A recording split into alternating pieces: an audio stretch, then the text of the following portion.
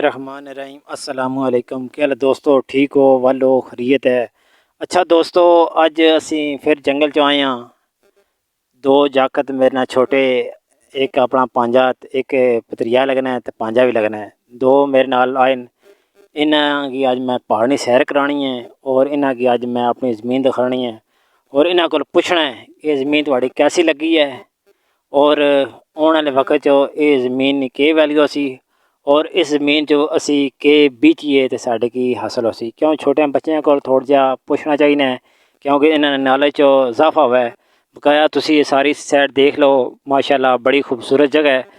तो हुण इस तो बाद इंशाल्लाह जो मौसम आ रहा बारिश ना बरसात ना, तो फिर इस जगह तो इंशाल्लाह सब्ज़ा ही सब्ज़ा हो सी, थोड़े के बड़े नज़ारे हो सन। मैं फिर भी बड़ासा तो कैमरा मैन की मैं आखना कि सारिया साइडां मारै और चेक करावे दोस्तों की केड़ी जगह है। कई दोस्त जो मेरे इस ग्रां या इलाके ने उन्होंने जगह पता हो सी। इस जगह का नाम है रोड़िया नी बन। उस नाल थले करके ये जगह है। एक साइड तो कसी होनी है, इस नाल अगे कालिया ने पड़ी है। ये मशहूर जगह ने। इस नाल जो थोड़े मैं थोड़ी थोड़ी सारी साइड दिखाना। यह सारी इस साइड निकल सो तो थोड़े की माड़ियां टोक चालां टोक अगे जमरगाल डैम मिलसी, ठीक है। तो इस साइड देख रहे हो सारे दरख्त थोड़ी नज़र आ रहे हैं। ये अगे काले ने पड़ी है, यह सारी अगे जा रही है पहाड़ीदार, ठीक है। इसने बैक सामने थोड़ी पहाड़ी वड्डी नज़र आ रही है दूर तक। ये पहाड़ी है जी है उस साइड तो तुसी जलालपुर साइड जासो ना, उस साइड थोड़े के पहाड़ी नज़र हो सी। उसने ये बैक साइड है। इसने बिल्कुल अपोजिट जो वो जलालपुर शरीफ है। तो बकाया सारी तुसी देख रहे हो माशाल्लाह जंगल ही जंगल है, दरख्त ही दरख्त नो।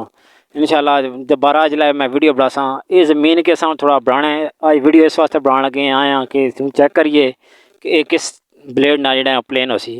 हुण देखने कि असी इसना के करने और किस तरह इसकी प्लेन कराने। इंशाल्लाह ट्रैक्टर ना कराने या वो चैन वाला गौरमेंट ना होना है वो लै करने या कुकर लै करने कुछ भी चीज़ लैके इस ज़मीन प्लेन करासा फिर थोड़ी दिखासा। माशाल्लाह ये ज़मीन बड़ी करामत है। लेकिन ये देख लो इस पत्थर को नहीं, ये सिर्फ है थोड़ी नज़र आ रहे हैं थले टोए वगैरह। कैमरा मैन मेरा दिखाना है टोए वगैरह ने सारे और अगर तो पहाड़ी नज़र आ रही ने वो पहाड़ी तो जनाब बिल्कुल जो असी कटाई करा कटाई करा के जितने थोड़ी नज़र आ रहे हैं खदाइयाँ जियाँ इन्हें फुल करा के जगह बिल्कुल बराबर करके तो एक जगह तो पीटर लासा। क्योंकि इस जगह जो हुण पानी है वो पानी पहले इतने कौन सी, हुण पानी इस वास्ते आ गया कि इतना जमरगाल डैम है। डैम नहीं वाए तो ज़मीन सतह पानी आ गया। तो हुण इंशाल्लाह जो अस पीटर लासा इसनों जो आबाद करसा। बहुत शुक्रिया। तो मैं हुण इन्हां निक्कियां कोल थोड़ा जिहा इन्हां कोल मालूमात लैना। अज इन्हां नाल गप करने कि तुसीं इत्थे जंगल च आए हो, तुहाडी की ज़मीन कैसी लगी है। ओ मेरे नाल मैं तुहाडे गप शप न छड़ावां। अच्छा दोस्तों, छोटे मेरे कोल बैठे ने, इन्हां नाल मैं गप शप करना और इन्हां कोल पुछना कि जंगल जो तुहाडे कैसा लगा है और तुसी ये के चीज़ वेखने हो, तुहाडे केड़ी चीज़ अच्छी लगी है। ये साडे जंगल चो साडी ज़मीन नाल जेड़ा कि कोई तुहाडे नज़र आया है और तुहाडे किस तरह अच्छा लगा है या तुहाडी गर्मी लगी ज़्यादा या किस तरह। अज इन्हां कोल इन्हां नाल गप शप करने। अस्सलाम वालेकुम। वालेकुम सलाम। मबीन क्या हाल है? ठीक ठाक। और सुना खैर खैरियत है? खैर खैरियत शुक्र है। कैसा लगा तेरे किथे आ गया पहाड़ी च? अच्छा लगे। अच्छा गर्मी एडी कोनी, अच्छा मौसम ठीक है अच्छा जिया।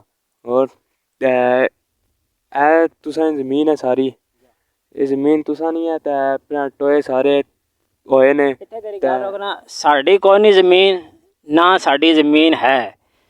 ये ज़मीन सारी अल्लाह पाक नहीं है। असी तो बस एक माड़े जे बंदे हैं, डिप्टी कर रहे हैं।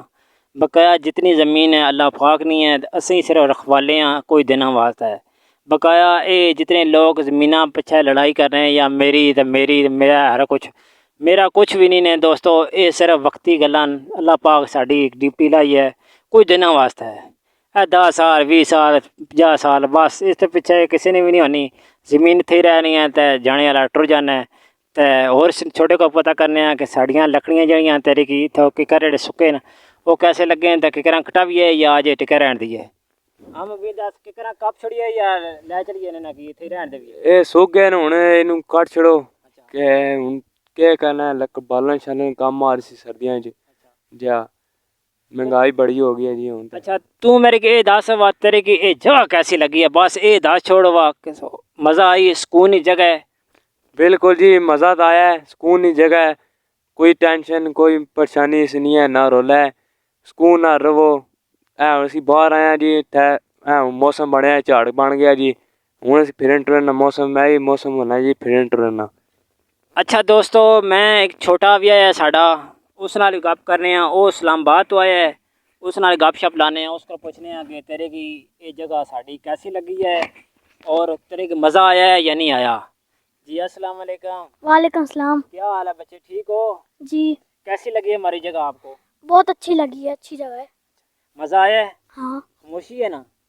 خاموشی ہے, کوئی رولا نہیں ہے. آپ وہاں کیسی لگ رہی ہے آپ کو؟ بہت اچھی ہوا ہے یہاں پہ, اچھی ہوا لگتی ہے. سکون کی جگہ ہے نا؟ ہوں آپ نے جو درخت دیکھے ہیں آپ کو کیسا لگا ہے؟ اچھے ہیں درخت بھی سارے, بہت اچھے ہیں. تو پھر کب ذہن بنے گا دوبارہ آنے کا ادھر؟ انشاءاللہ آئیں گے دوبارہ کبھی.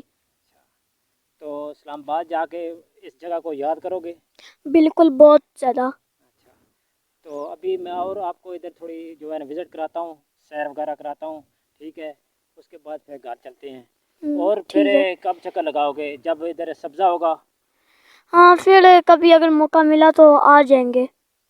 جی بہت شکریہ چھوٹے, اللہ پاک آپ کو خوش رکھے. دیکھا ہے چھوٹا بھی یہی کہہ رہا ہے کہ ادھر بہت پرسکون جگہ ہے اور آب و ہوا بالکل صاف ستھری ہے. آپ لوگ بھی کبھی ادھر جہلم کی سائڈ آئیں تو ہمارے پاس ضرور آئیں. انشاءاللہ آپ کو یہ علاقہ جتنے اس کی وزٹ کرائیں گے دکھائیں گے, انشاءاللہ بڑا مزہ آئے گا آپ کو. بہت شکریہ, اللہ حافظ.